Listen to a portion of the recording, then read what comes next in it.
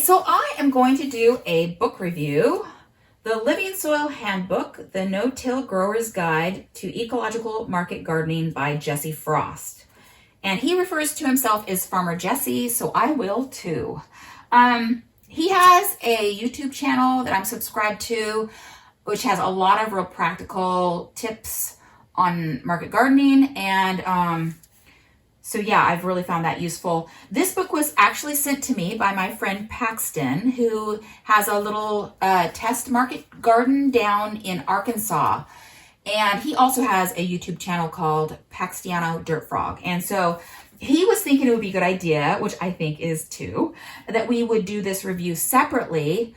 Rather than if we had done it together, we would maybe bias each other's opinions.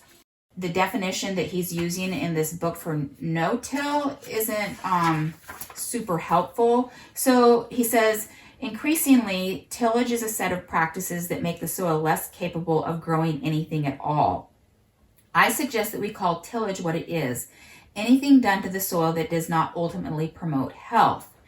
And now he's not like he says, I'm not a never till guy. He talks about there are times that you might want to use a tractor or rototiller if you've got, say, new land and the soil is compacted and you want to break it up. Some of my more recent exposure to the idea of no-till really comes from doing a little bit of research on larger commodity crop farming in the U.S., like corn and soybeans. And in that world, no-till means, for the most part, spraying down an herbicide to kill weeds rather than using a tractor to cultivate. A farmer using those methods might just spray down nitrogen or other nutrients rather than using, organic materials to build soil. And they might also just leave maybe a little bit of crop residue on the ground in the fall. And so no-till doesn't necessarily mean building good soil health. And on the other hand, you have farmers who do till. A farmer can come through and,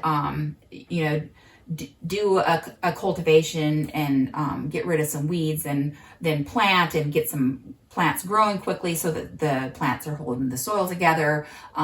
Cover crops can be used at the end of the season so that you don't have soil just sitting bare.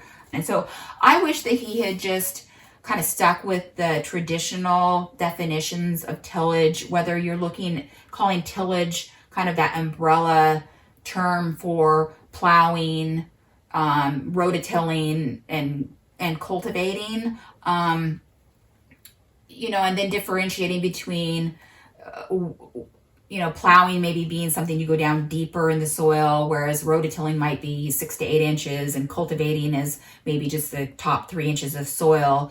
And then what do those techniques and tools do to the soil and how do they help or harm it? So most of this book is actually about, just real detailed description of how he uses his farming methods on his market garden. And he actually has 3 main principles that he talks about: disturb the soil as little as possible, keep the soil covered as much as possible, and keep the soil planted as much as possible.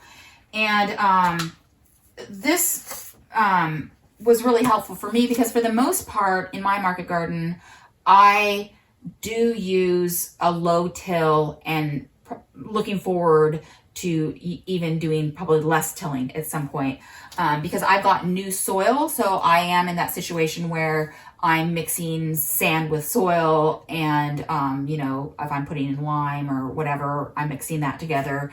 And in my greenhouse beds, I'm still using a shovel essentially to till and get some nutrients and organic material down deeper into the soils.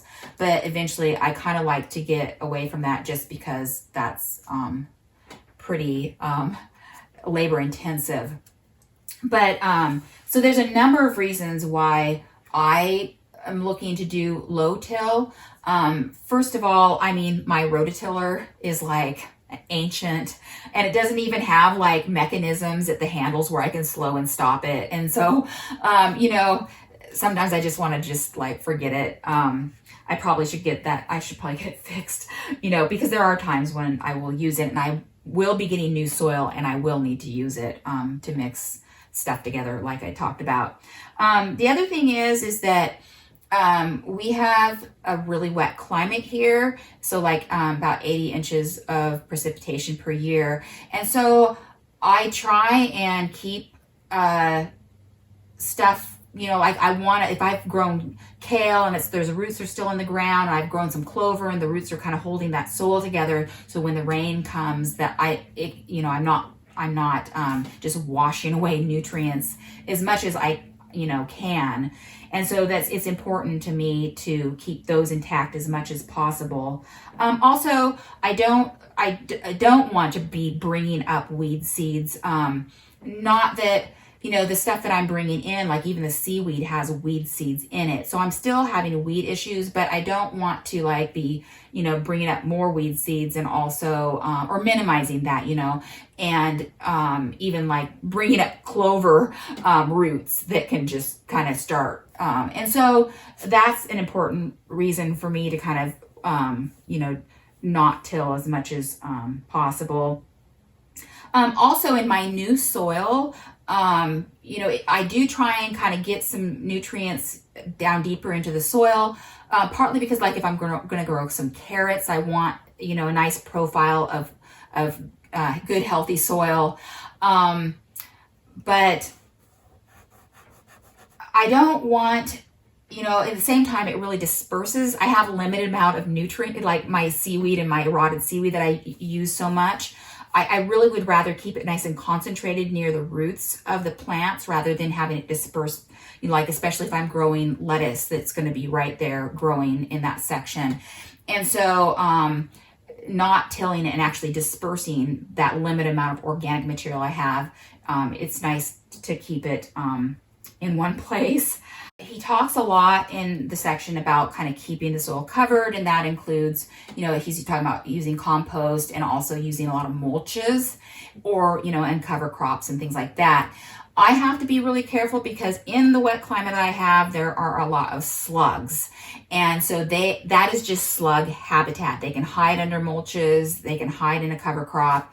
And so I'm having to, like I grow dwarf clover, but then I have to cut it back and find the slugs. I put down cardboard and then I can I've got a video on how I'm trying to deal with pests.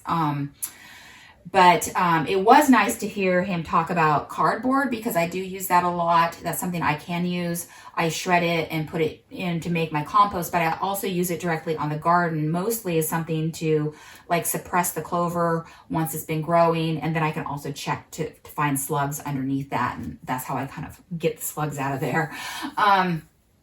So there were a few things in there that were interesting to read about, especially like I was wondering about the cardboard. I'd done some research. It looks like the cardboard and the glues and stuff that they use are fine, and he kind of confirms that in here where he's like, as long as you're not using boxes that are like shiny boxes with like printing and stuff on it like that.